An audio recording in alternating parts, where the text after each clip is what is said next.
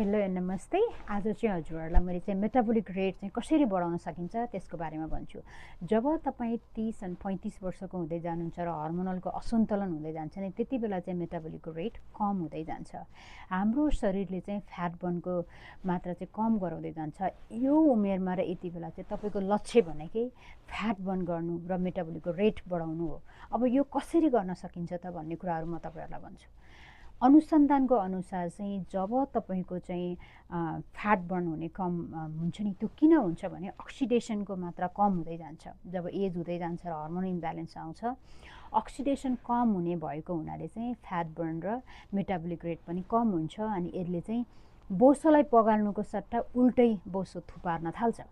जब बोसोको सञ्चय धेरै हुन थाल्छ शरीरमा, त्यसपछि बोसोले बोसोलाई नै तान्छ। जति धेरै बोसो हुन्छ त्यति धेरै बोसो तान्छ। Fat attract fat. जति मोटाउँदै जानुहुन्छ त्यति अझै झनै मोटोपन बढ्दै जान्छ, किनभने मेटाबोलिक रेट एकदमै कम भएको हुन्छ। अब यसलाई बढाउनलाई, फ्याट बर्न गर्नलाई के गर्न सकिन्छ त भन्दाखेरि सबभन्दा पहिला तपाईँले आफ्नो मांसपेशीलाई प्रशिक्षण गर्न सक्नु पर्यो। त्यो भनेको के हो भन्दा मसल ट्रेनिङ। मसल ट्रेनिङ एकदमै इम्पोर्टेन्ट हुन्छ। यो भनेको चाहिँ ड्राइभरै हो, हाम्रो शरीरको ड्राइभरै हो। जब तपाईँको ड्राइभर डिसिप्लिन छैन र असन्तुलित छ भने जता पनि लएर ठोकिन सक्छ, गाडी क्रास हुनसक्छ। त्यसरी नै हाम्रो शरीरमा चाहिँ मसल ट्रेनिङ गर्न सक्नुभयो भने ऊर्जा शक्ति बढी हुन्छ। फ्याट बर्न भएर मसल्सले चाहिँ प्रोटिनलाई स्टोर गर्छ, इनर्जीलाई स्टोर गर्ने काम गर्छ, बडीलाई टोन गर्छ, मेन्टल क्लियरिटी ल्याउँछ। धेरै कुराहरू हुन्छ हाम्रो मसल्सले गर्ने। त्यसैले मसल्सलाई रिट्रेनिङ गर्नुहोस्। ट्रेनिङ गरेर गर्नुभयो भने चाहिँ तपाईँको जब बडीमा मसल ट्रेनिङ हुन्छ, त्यसपछि यसले इन्सुलिनलाई ब्यालेन्स गराउँछ, सुगर, कोलेस्ट्रोल, कार्डियक रिस्क सबैलाई सन्तुलित बनाउने काम गर्छ। त्यसैले मसल ट्रेनिङलाई एउटा ड्राइभरको रूपमा लिनुहोस्। नम्बर 2, अर्को कारण भनेको चाहिँ लिन प्रोटिन। प्रोटिन एकदमै इम्पोर्टेन्ट हुन्छ। जब तपाईँले ट्रेनिङ गरिरहनु भएको छ नि, प्रोटिन पनि त पेल्नु पऱ्यो नि, मसल्सलाई एउटा फ्युल त, ऊर्जा त दिनु पऱ्यो नि। त्यही भएर तपाईँले मसल ट्रेनिङ गरिरहँदा चाहिँ लिन प्रोटिन एकदमै इम्पोर्टेन्ट हुन्छ। जति लिन प्रोटिन लिन सक्नुहुन्छ त्यति ऊर्जा बढ्छ। यसलाई चाहिँ मैले एउटा फ्युलको रूपमा लिन्छु। तपाईँले चाहिँ टाइममा गाडी लाई फ्युल भरिरहनुपर्छ। गाडी रहनु त ड्राइभर मात्रै भएर त भएन, गाडीमा ग्यास हाल्नु पऱ्यो, फ्युल चाहियो। त्यही भएर लिन प्रोटिन पनि एउटा फ्युल हो। ट्रेनिङ चाहिँ गरिरहेछ, एक्सर्साइज पनि गरिरहेछ, तर तपाईँले इनफ दिनमा चाहिँ प्रोटिन खानुभएको छैन भने तपाईँले मेटाबोलिक रेट पनि घटाइरहनु भएको हुन्छ। फ्याट बर्न गर्नलाई चाहिँ लिन प्रोटिनको एकदमै इम्पोर्टेन्ट हुन्छ।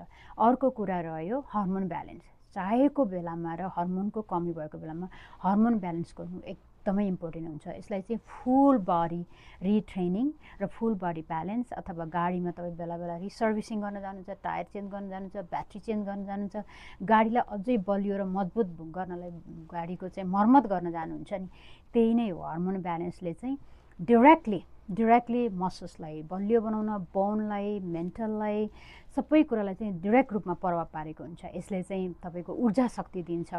हर्मोन ब्यालेन्स गर्नु भनेको चाहिँ फेरि अर्को फ्याटलाई छिटो बर्न गर्नु, मसल्सलाई टोनिङ गर्नु, बोनलाई मजबुत गराउनु, दिमागलाई राम्रो गराउनु हुन्छ। यसलाई चाहिँ मैले ओभरअल गाडीको जसरी टेक केयर गर्नुपर्ने हुन्छ नि, त्यसरी नै हाम्रो बडीको टेक केयर गरेको भन्छु। यो ब्यालेन्स गर्दाखेरि चाहिँ तपाईँको मेटाबोलिक रेट बढ्छ। चाहिएको खण्डमा चाहिँ हर्मोन ब्यालेन्स गर्न सक्नुभयो भने सबैभन्दा ठुलो भूमिका, क्रुसल भूमिका चाहिँ हर्मोनले पनि गर्छ। स्पेसली तपाईँ चाहिँ प्रिमेनोपज र मेनोपजमा गइरहनु भएको छ भने चाहिँ, विच इज आफ्टर 35 or 40।